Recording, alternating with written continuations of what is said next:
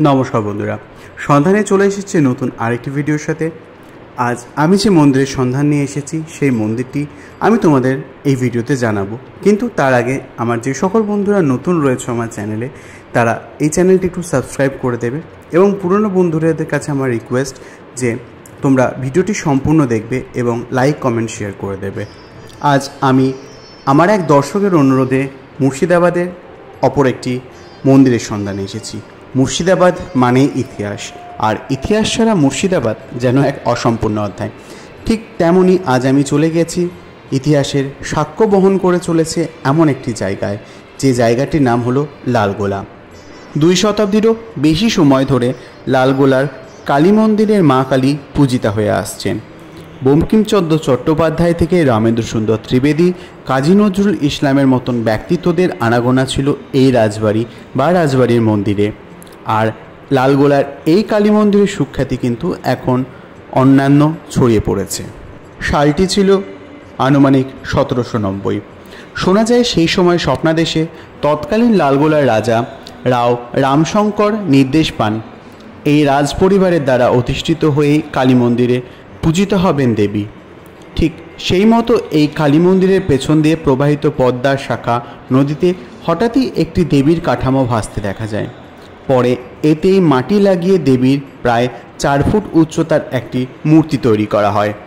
এলাকার এক পুরোহিত জানান যে মা কালী স্বপ্নাদেশ দিয়ে বলেছিলেন তৎকালীন রাজা যেন পূজার জন্য বর্ধমান জেলার কাটোয়া মহকুমার মণ্ডল গ্রাম থেকে পুরোহিত আনার ব্যবস্থা করেন। সেই নির্দেশ মতো অক্ষরে অক্ষরে পালন করেন রাজা। পরে ত্রৈলোক্য ভট্টাচার্য ও ধর্মদাস পণ্ডিত নামের ওই 2 জন পূজারীকে এনে তাদের স্থায়ীভাবে বসবাসের ব্যবস্থা করে দিয়েছিলেন রাজা রামশঙ্কর রাও। রাজার উত্তরসূরি যোগেন্দ্র নারায়ণ রায় আনুমানিক 1913 সাল নাগাদ মন্দির সংস্কার এবং পুনর্নির্মাণ করেন। এই মন্দির চত্বরের মধ্যেই মহাদেবের পূজার জন্য আলাদা আলাদা শিবের মন্দির নির্মাণ করা হয়। এই কালী মন্দিরের পুজোর মাহাত্ম্য রয়েছে আরও। এই মন্দিরে বছর বছর নতুন করে মাটি দিয়ে আলাদা দেবীর মূর্তি নির্মাণ করা হয় না, বরং সেই শতাব্দী প্রাচীন একই মূর্তিতে চলে আসছে পূজা। তবে ওই প্রাচীন মূর্তি যাতে কোনোভাবে ভেঙে না পড়ে তার জন্য লোহার শিকল দিয়ে বাঁধা আছেন এই মন্দিরের মা, যে কারণে শৃঙ্খলিত কালী নামেও ডাকা হয়ে থাকে দেবীকে। তবে অবশ্য এক্ষেত্রে একটি ভিন্ন মত প্রচলিত আছে। দেবী পদ্মা থেকেই স্বপ্নাদেশে ভেসে এসেছিলেন, আবারও সেই পথ ধরে পদ্মাতে ফিরে যাচ্ছেন। তার ফিরে যাওয়া আটকাতে এই শিকলের ব্যবহার।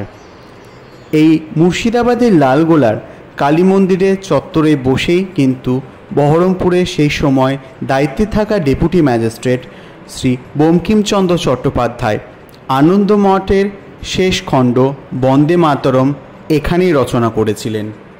এই মন্দিরে এসেছিলেন রামেন্দ্র সুন্দর ত্রিবেদী, বিদ্যাসাগর, কাজী নজরুল ইসলামের মতন মহাপণ্ডিতেরা। ঐতিহাসিক আর সম্প্রীতির মেলবন্ধনের ফল এই শতাব্দী প্রাচীন কালী মন্দির। এই মন্দিরটি সকাল 9টা থেকে সন্ধে 6টা পর্যন্ত খোলা থাকে সকল ভক্তের জন্য। তাহলে এবার আমরা জেনে নেব এই মন্দিরটি আসতে গেলে আমাদের কিভাবে আসতে হবে। তো আমার যে সকল বন্ধুরা শিয়ালদা হয়ে আসবেন, তারা শিয়ালদা থেকে যে কোনো লালগোলাগামী ট্রেনে লালগোলা স্টেশনে এসে পৌঁছালে স্টেশনের বাইরে থেকে আপনারা যে কোনো টোটো ধরে লালগোলা রাজবাড়ি আসার কথা বললেই আপনারা এই মন্দিরে সহজেই পৌঁছে যেতে পারেন। তাহলে ভিডিওটি আমি আজকের মতন এখানেই শেষ করছি। আমরা শেষ করার আগে তোমাদেরকে মায়ের মূর্তিটি অবশ্যই দর্শন করাবো। তো আমার যে সকল বন্ধুরা আমার চ্যানেলে নতুন রয়েছে তাদেরকে আমার ছোট্ট অনুরোধ, চ্যানেলটি সাবস্ক্রাইব করে পাশে থাকা বেল আইকনটি প্রেস করে দিও, যাতে আরও নতুন নতুন মন্দিরের সন্ধান, আরও নতুন নতুন ভিডিও খবর আমি তোমাদের সামনে আনতে পারি। তো বন্ধুরা যারা পুরনো রয়েছে তারা আমার চ্যানেলটিতে লাইক কমেন্ট শেয়ার করে দিও, এবং তোমাদের যদি কোনো মন্দিরের সম্বন্ধে তথ্য জানার থাকে বা কোনো মন্দিরের খোঁজ যদি তোমাদের থাকে, তোমরা আমাকে কমেন্ট বক্সে অবশ্যই জানাতে পারো। আমি চেষ্টা করব সেই মন্দিরের তথ্য তুলে ধরার আমার এই ভিডিওর মাধ্যমে।